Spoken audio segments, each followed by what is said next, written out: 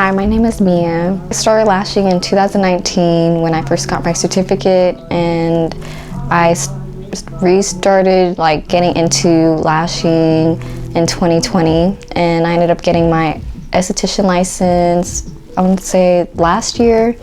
So yeah, it's been a year now. When I practiced during COVID, I would just have mobile appointments and just go to people's houses and also practice on doll heads too.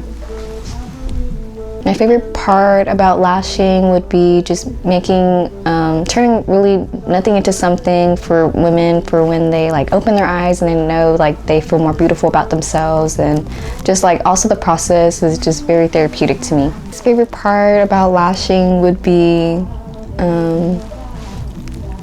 I would say just how some clients would want the same day and time that another client, so it would be just conflicting with the time and day, so I'd have to just reschedule them. And also I guess I wish I was doing it a little bit more faster, but I know things like this takes time, so I have to just have patience. I incorporate creativity in each set by just seeing how a person's eye shape is. Some people just have downside, their eye just faces downwards, or they have almond shaped eyes, or they have their just different eye shapes and everything like that. And if they want to do more classic or more full sets, I can do that for them too, for their everyday life. First, I just prep everything that I do need. I first wash my hands, obviously, and then I grab my essentials like the gel eye pads, their swabs, the glue ring, and then whatever lengths they need to for the lash trays, and just make sure I have the right temperature for my glue before I start setting up. Another thing I would say would be just keep practicing. Not everyone's going to do the same work as you, but some people will like what you have to offer, so they will go to you, and just keep striving to do better.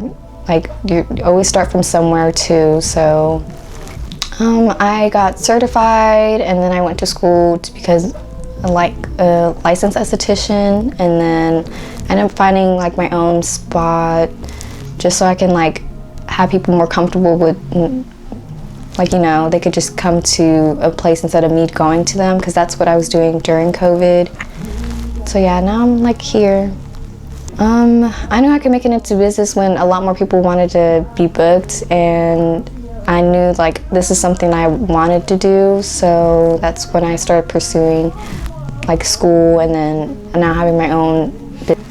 I would say they could start whenever, if you want to, whatever age I would think would be good. Just obviously start practicing, but there's obviously going to be an age difference, meaning to be a licensed one. I always recommend people being licensed so they can have the right materials and knowing how to be clean, and also disinfecting and everything like that, and not get in trouble with having their own business. So 18 and up, I would say wouldn't be bad.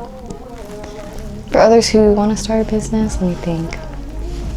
To look into a little bit more? I would say not give up, and always keep striving to do better for you and your work.